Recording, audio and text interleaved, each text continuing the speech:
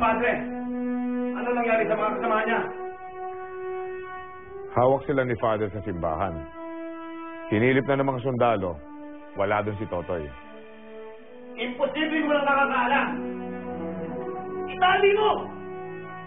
Tutuloy mo! Tignan natin kung walang kumantang pare na ipuro si Totoy. Padre, mahirap yon. Protektado sila ni Father. Political suicide kapag binangga ko yun. Buisit! Buisit na birthday ko, pinagagalit niyo ako ah! Ano?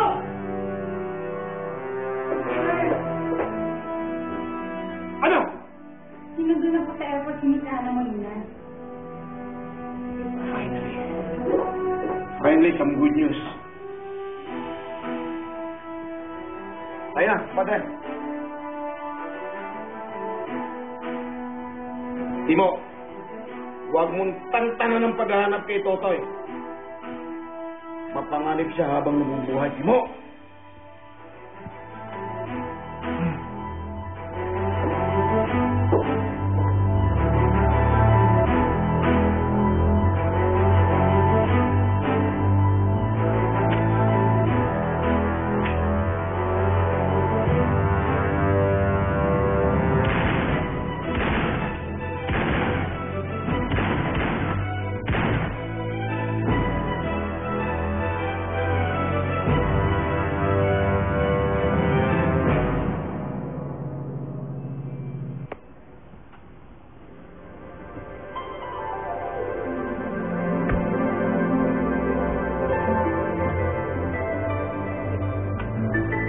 Hi, Miss Ana Molina. Hi, Mr. Hernandez. Yeah. Hello, nice to meet you. Nice to meet you too. Yes, this is my cousin, Gillette. Hi. This is Connie. How are And you? this is Militon. Staff ko po sila. By the way, this is our town mayor. Hello, Welcome. hello po. Mhm. Hi, Anna. I'm a big fan of yours. Welcome to our province. Thank you very much. Hello. Thank you din po talaga sa pag-iimbita ninyo. We're very excited to be Huwag mo here. na akong upuin. Just call me Leo. Leon. Thank you po talaga. Thank you. Thanks. May impormasyon. May selebrasyon sa karawan ni Hernandez. Sa bahay niya gagawin ang pagdiriwang. Gagawin itong bukas sa publiko. Kaya naman nila gagawin ni Mayor yun eh. Kailangan nila magpabango sa mga kalokohan na gawa nila. Napakaganda po ng agenda ninyo. Actually, dito gagawin ang birthday party ko eh. Doon sa pavilion, nakita mo naman Miss Ana.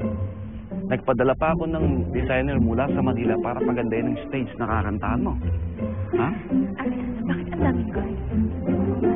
Ang alam ko, birthday party yung kakantahan ko, pero bakit parang magkakaroon ng gera dito?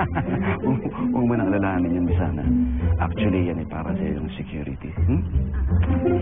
Ana, gusto lang namin alagaan ang aming mga bisita. Ay, naman pala.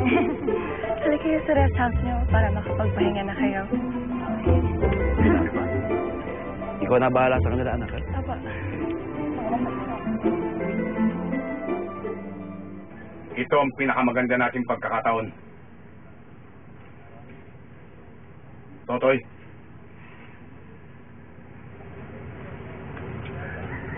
Kailangan ko makita ang pamilya ko. Hindi ko alam anong lagay ng anak ko. Wala pa rin balita kay Totoy, Father. Masama na ako tugko. Puspusan pa rin pinaghahanap ng mga tauhan ni Hernandez. Di malabong buhay pa rin yun. Toy, huwag kang mag-alala. May impormasyon na tungkol sa kanila. Nasa simbahan sila, naalagaan ni Father. Paano naman si Cecilia kung wala si Totoy? Manampalataya ka. Hindi pa babayaan ng Diyos si Totoy.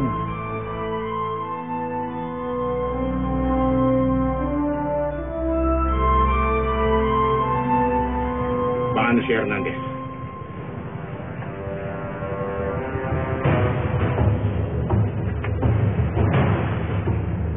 Meron akong plano. Paano siya titirahin?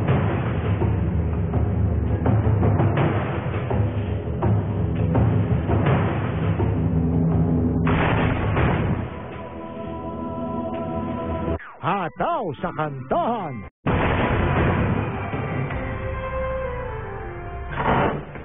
Come in.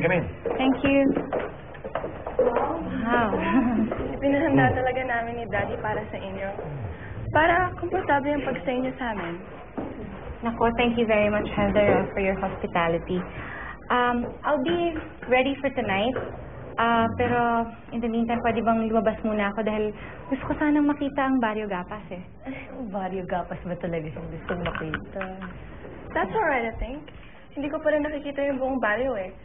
Pwede ko kayong samahan. No, Talaga? Heather. You can. Alam mo naman sitwasyon, hindi ba? Ito ang hasyenda ni Hernandez. Ito ang pasukan, kalsada, ang paliguan, malaking bahay, hardin. Sa malawak na hardin niya gaganapin ang pagdiriwang. Sigurado ako, sa gabing yan, napapaligiran to ng mga gwardya. Kaya dapat maghati tayo sa 3 grupo. Unang grupo, dito. Pangalawa, dito. At ang pangatlo, makikihalupilo sa taong bayan.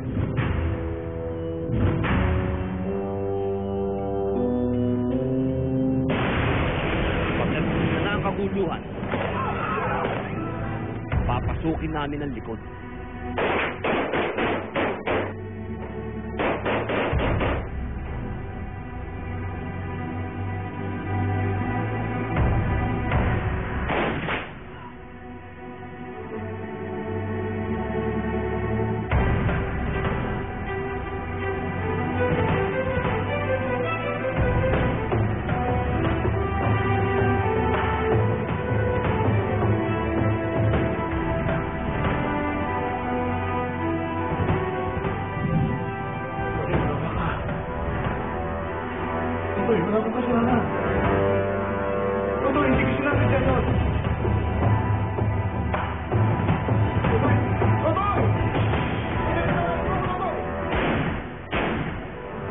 Mapanganib ang plano mo, Totoy. Maraming pwedeng mapahamak. Sa isang mandirigma, walang mapanganib.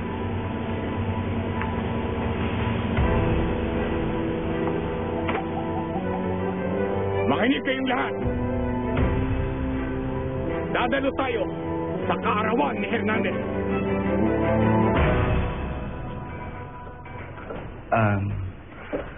Miss Ana, I'm afraid na hindi kita mapapayagan lumabas sa premises ng asyenda ko. Eh, bakit man ho? Marami kasing rebel hotspot sa Barrio Gapas, Miss Ana. And you're a big star.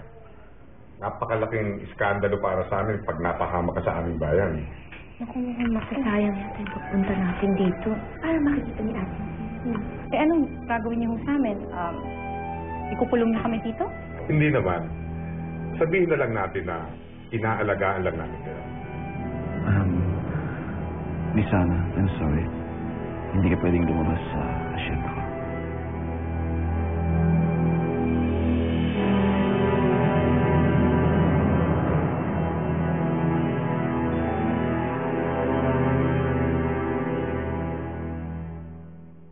Nature's